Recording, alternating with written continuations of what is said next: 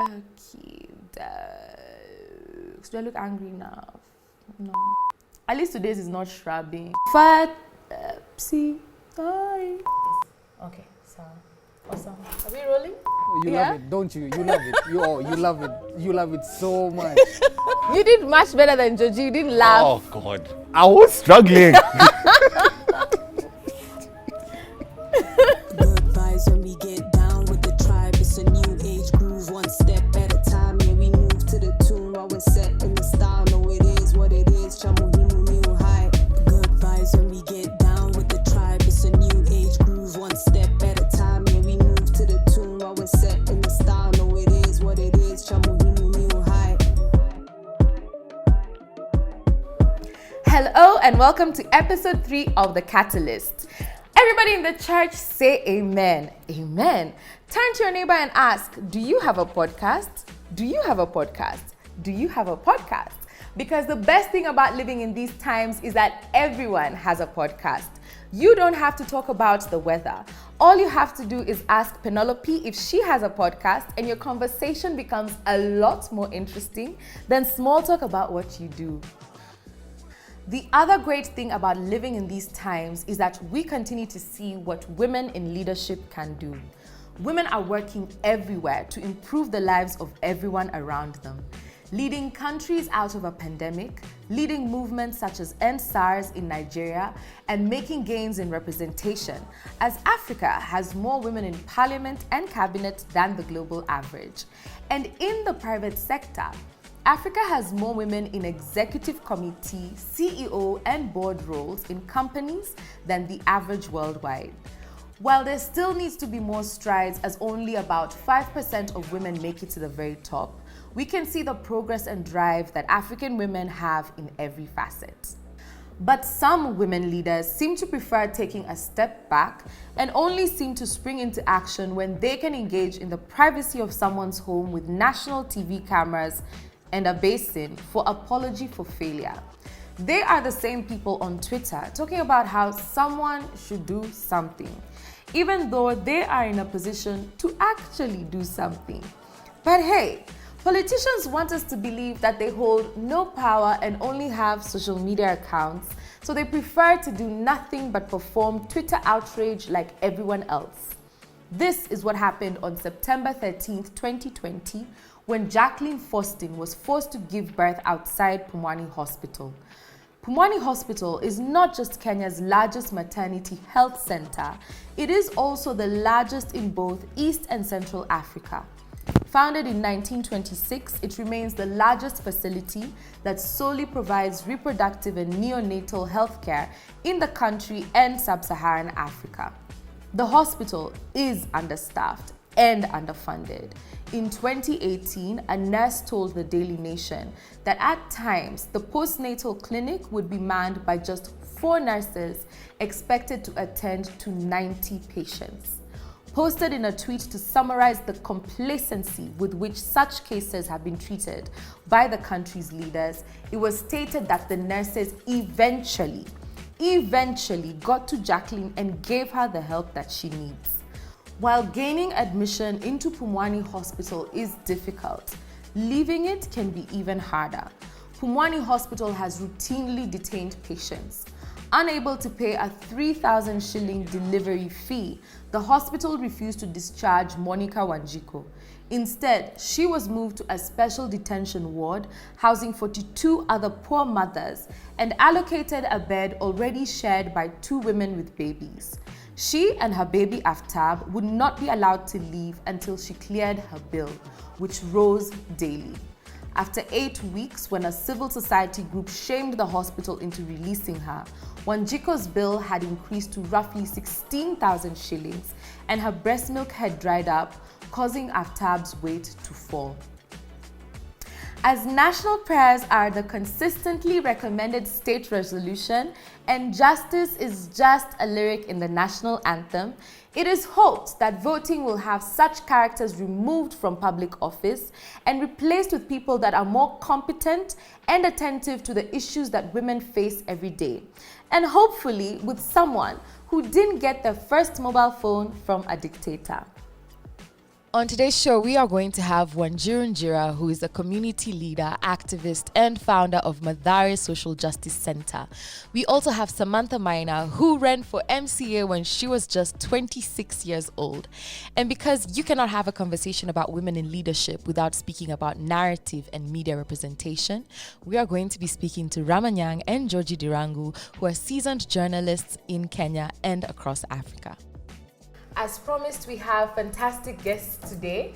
Always my faves, as usual. And when I set up this show, I really wanted us to start having conversations amongst each other as African women. So I feel like this is the second time this has happened on this show, where I bring two phenomenal women who know each other from the internet but have never met.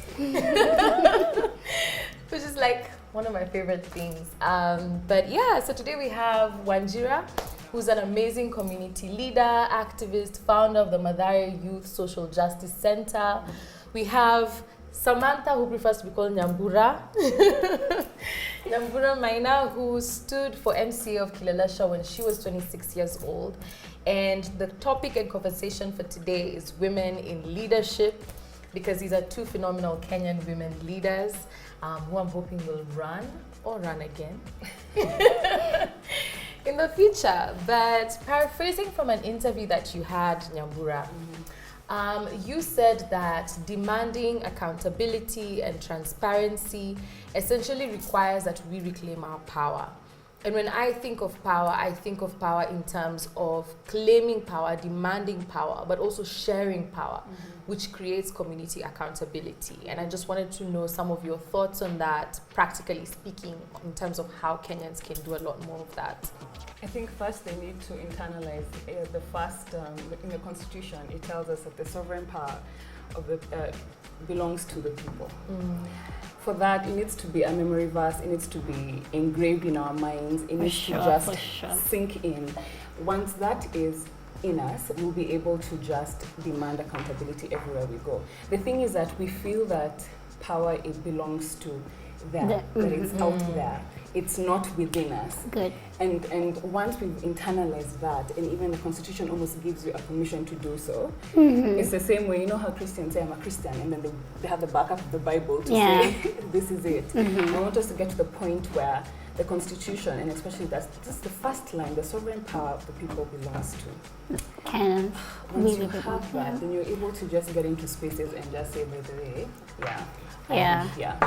And I want you, as my elected leader, to do A, B, C, D for me. And it's not a favor. Yes. Good. So that's just where it needs to come from.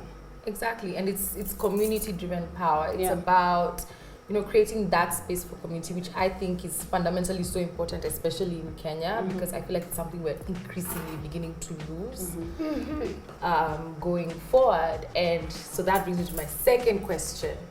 Mathare Social Justice Center has so many interesting, robust, rich running programs across ecological justice, to gender justice, to using the arts to claim space in social justice. And I just wanted to understand how you go about creating such fantastic programs, creating such fantastic spaces such as the Mathare Book Club, creating curriculum, having people who are passionate about it. How did you create this, and how did you create such a strong sense of community and well-being?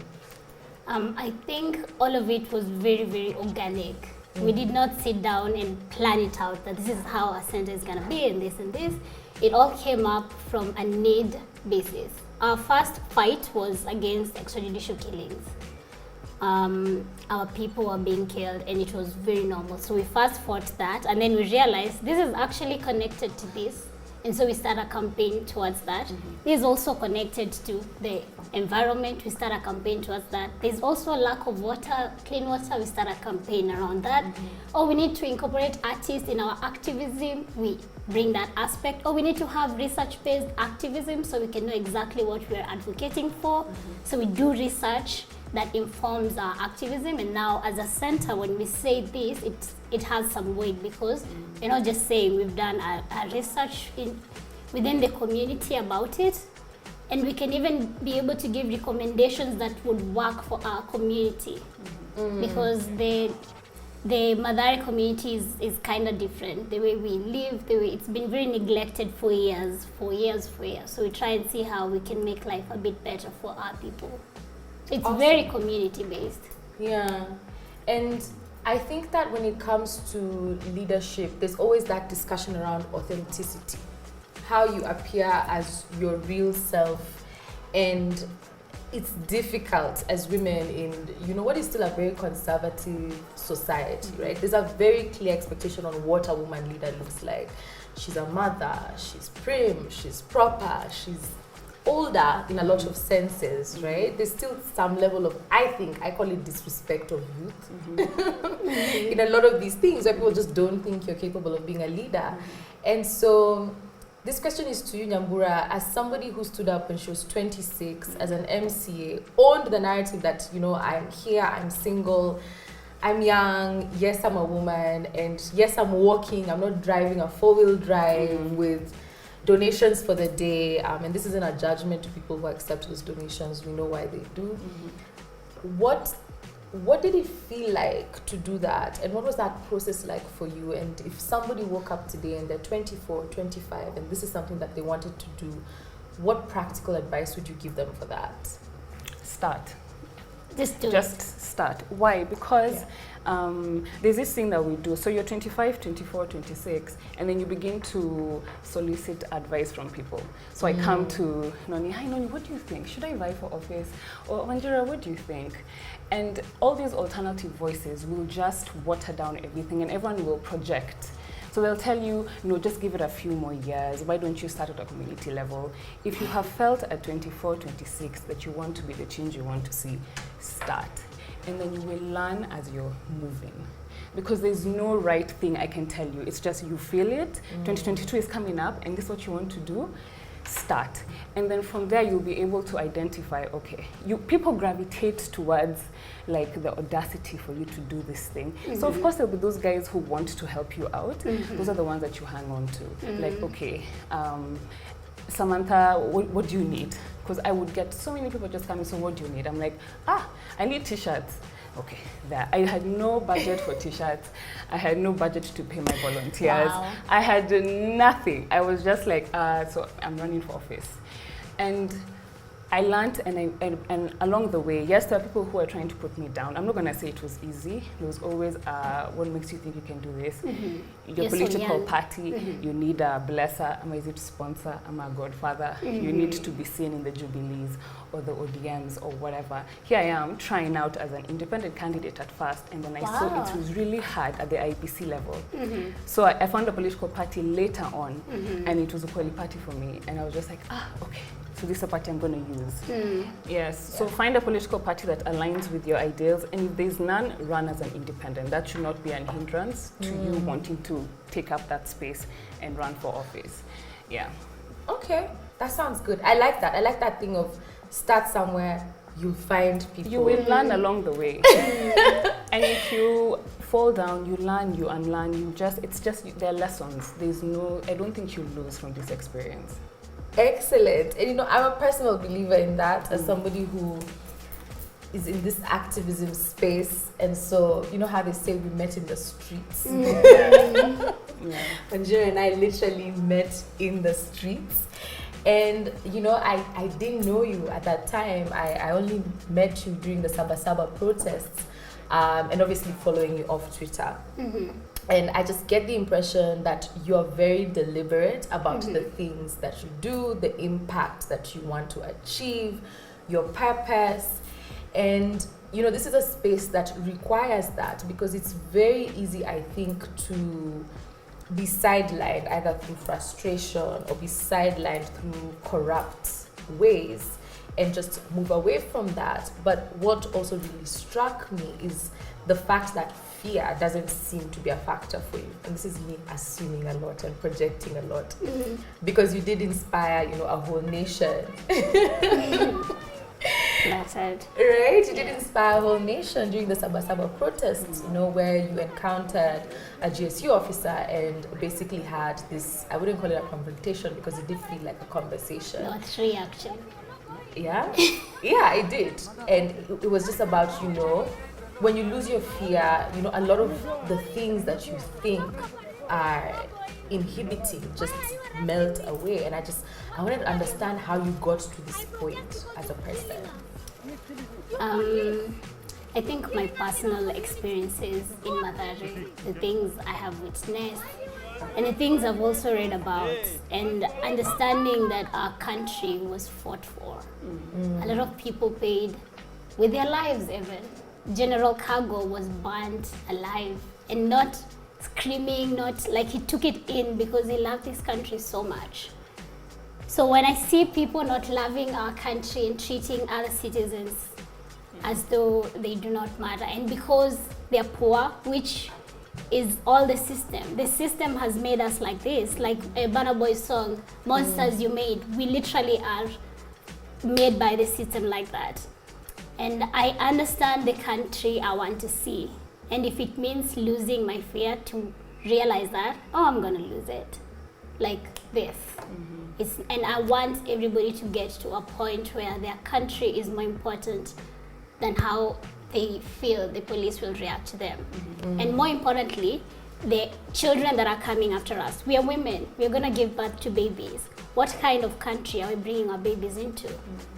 We really have to think about, we have a huge responsibility to play as women, because I also feel like we also don't understand our power as women. I also don't feel like we have made intentions to be together and fight together for the sake of the children that are coming tomorrow. We must think towards that line, that what's tomorrow gonna look like. Like Moi's era? No, you don't wanna do that, but you have to be deliberate about taking steps that frees our country. Yeah, so I'm gonna say it's the love for my people and for my country that drove me there.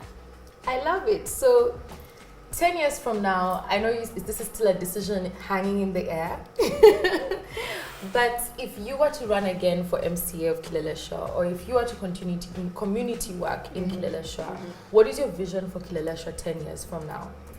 It would be livability. So it being a green space for kids, it being accessible to all, even persons of disabilities. I mean, we're Nairobians, and even walking down the street can just be, a rhino charge, for lack of a better word. So can you imagine when you're disadvantaged and you need to have the wheelchair, or you're blind? It's not accessible, it's not access friendly. So it would be access friendly, it would be safe, so well lit, it would be, yes, even if we have apartments and we have all these things coming up, places for our kids, that there's fresh air. So it would be somewhere that is just livable and accessible, because we deserve these things. We deserve spaces that are just clean and neat and work for everyone. 10 years from now, if you're to ever stand, I'm offering my services, by the way, for both of you as one of the volunteers. But if you were to ever stand, or if you continue in this work, as an activist or community leader, where do you see Mathare? For me, my war has always been mental. It's a war for mental liberation of our people, because once we plant the seeds of liberation, once we make people understand the kind of power they have, most of these things will fall into place. You will not see a violation and walk by as if it doesn't concern you. You'll stand in for the other person. So my war is mental, and when we do that, I agree. I know that we are gonna have a Mathare free of human rights violations, full of trees, full of, is safe. Now, some friends can't come to my place in Mathare. They don't feel safe. They don't feel like it's a safe space to come. But once we achieve that, kila mse akijielewa vizuri, aelewe nini adu, aelewe system ndio imemake hivi, ataachieve. Kila mse akijiliberate mentally. Yeah. Thank you both so much for coming in. Thank you especially for your work, your vision, to everybody that interacts with you, that has benefited from you. I believe that, we all live in a system where we're benefiting, as you said, from people who actually died for a lot of the freedoms we have, a lot of the space that we have, and we cannot take it for granted. And I think, I really appreciate the fact that for both of you are actually a living testament to the fact that it is possible to push the boundaries, to push for better, and with communities as well. Yeah. Thank you. Thank you so much for having us. Thank you. Hi, Georgie. How are you? I'm doing fantastic. You're doing fantastic. Yeah, I am. Oh, yeah, I I am. love it. You know, it's always so great to host men in media, right?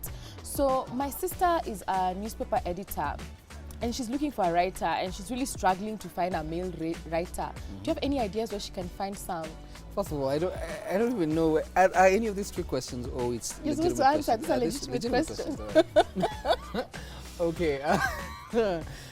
There's so many people coming out of schools now. It depends on the budget. She can get someone who she can train on the job, or someone who's been in the job and she can just poach them and give them the job. It just depends on what exactly she's looking for. I mean, I think it's really hard for her. You know, in 1987, she once approached a man for a job, and she hired him, and she had a really difficult run with him for 3 months. Then he left. Why? What was the problem? It's just been very hard for her to find one since then. What was the problem? I don't know, I think man issues didn't really articulate. You know, these things can be complex. That's 32 years ago. Anyways, as a man, does your look go effortlessly from day to night? Yes, it does. Yes, effortlessly. Yeah, I mean, we don't have to change. We can wear the same outfit morning, night, evening, doesn't matter. Yeah. Yeah, I noticed when you came, you had a scarf on to cover your neck. Is it like a problem area for you, or do you just feel like...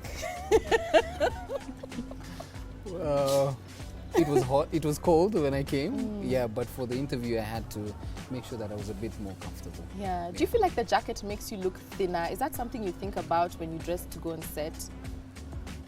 Yes, that's actually a lot of what I think about. I think about what's going to make me feel more attractive, at least even to an audience. Is your mother okay with you trying to feel attractive to an audience, especially a global audience? Well, I mean, it's not come up as a problem so far. Yeah, Okay, so what parts of your body do you accentuate? my brain. No, I meant like No, my brain. your actual Yeah, body. my brain. Just my brain. Yeah. Oh, that's nice. Must be hard dating. So much brain. Do women find you intimidating? No, I've not had any complaints so far. Yeah. Do older men in your industry mentor you, or do you find like, you know, men can really, they can be hard to deal with. There's such few opportunities. Do they mentor you, or do you just struggle? A lot of my mentors are women, actually. They're women. Yeah, a lot of my mentors are women. Okay, Yeah. okay. Is your family, your partner okay with you being with women, mentoring you? They're a lot more advanced in age, and yes, they're okay with that because the intentions have been made very clear before any interaction with them. You know, it's so nice, like being in a family or having a partner that really just understands and allows you to do these kinds of things. It's really, really nice. You have no idea. I count myself very lucky. Thank you so much for coming in today. I think just as an industry, it would be important for us to mentor and really nurture men such as Georgie. You know, he's a testament to anything is possible in the field of media. Times are changing, so it's really great to meet you today. Yeah, since 1987, yeah, it's definitely been, wow. Okay. Hi Rama, how are you? I'm good. It's so lovely to have you here. Thank you. You know, I think it's important for us to create space where male journalists can come and share their perspectives and struggles in the field. I have a sister, she's a newspaper editor, and she's been looking for male talent, and she's really been struggling. Do you know any men that she can add to her list of people to consider? There are a few, depending on what kind of journalist she's looking for. You know, she hired someone in 1987, and it didn't really work out. It was about 3 months. He had man issues, so she had to let him go. She's not been able to find somebody since then. I don't know what you could add to. I'm guessing it's the usual ego problems. Guy shows up, believes he knows everything, talks down to people, that sort of thing. I don't know. Do you think there's any money in taking men's content seriously? What is man's content, to begin with?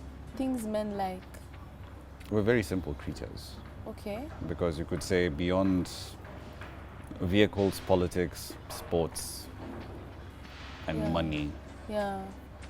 I kind of get that sense, the simple side. I'd like us to just unpack the simple side. You know, like I think about my brother at home, and I think about all the men that I know. You know, you're right. They're very simple. Things we are like simple put creatures. spoons, wash spoons, not just doesn't register. No, you remember you have to itemize all the instructions. Yeah. You know, like I think about your work and how hard it must be just being in the public light and everything. And I noticed you had a jacket when you came and then you removed it. Do you have any tips on how to accentuate your body for men coming into the industry? Shave. Always shave. Yeah, don't walk around with whiskers all over the place. It's not a good look. Yeah, sit up straight. Don't walk around exposing skin all over the place. It's a bad look. Probably won't lead to people taking you seriously. In any case, you might be distracting your audience from what you're saying. Is your family comfortable with you accentuating yourself in the public eye, the global eye? Yeah, mostly. They're okay with it. It's one of those ironic things that come with being a guy. You don't actually have to worry much about what will people think. Do you ever worry about all the young men that are coming into the industry? They're better looking, they're younger, they're more interesting to current audiences. And I mean, you know, we can discuss this, you're in your 30s. I can imagine, you know, life has just moved on. I'm a right? fossil, Like, technically. I'm basically out of the picture. But the flip side of that question, let me turn it around, is this. Which men? Younger men, I work in more attractive men. I work in majority female newsrooms. Or is it? Yeah. Oh, okay, what's that experience like? Yeah. I mean, how do you date? How do you explain to the person that you're seeing that you're in a room with so many women? It's life. It is what it is. Yeah? Yeah. Okay. So either people accept it or they don't. But it's in the media space, it's difficult to have any kind of long-term relationship. You get a call tomorrow morning and you're told, hey chief, we need you out and about in the middle of nowhere. Something has happened in Nigeria, something's happened in South Africa, we need you to go cover it. You know, so time I'd imagine will. these are soft issues. Yeah, pretty much. They would tend to be. But Okay. someone has to do the work. And unfortunately, for every 2 minutes of content you see on air, there's probably an hour or two of work done behind the scenes. So. Yes. Do you find it easy to find male mentors that are older in the industry? I mean, we've had all these narratives of, you know, backstabbing stories, editors stealing each other's jobs, things like that. Do you find it difficult in this era where men can be their own worst enemies? Yeah, pretty much. I mean, the argument that that's only a women-only thing is not entirely true. It's actually false. We're just as individualistic, just as tribal. We can be pretty narrow-minded as well. I don't get the sense of that as women. I mean, women have chamas, they pay their loans faster. You're a I much think it's better credit, actually. Yeah. I think men really struggle in this area. It's been great to have you today because I think, you know, everybody needs to do their part to really ensure that men in the industry are seen, that they have visibility, that they're able to own their own voices. So it's really been great to have you here today. Agency for the win. Thank you. Thank you, Mathare. That's it for episode 3. Remember to start a podcast. We have one too. It's also called News by the Catalyst. So you get a podcast, I get a podcast, everybody gets a podcast. Keep us on your calendar 2 weeks from now, won't you?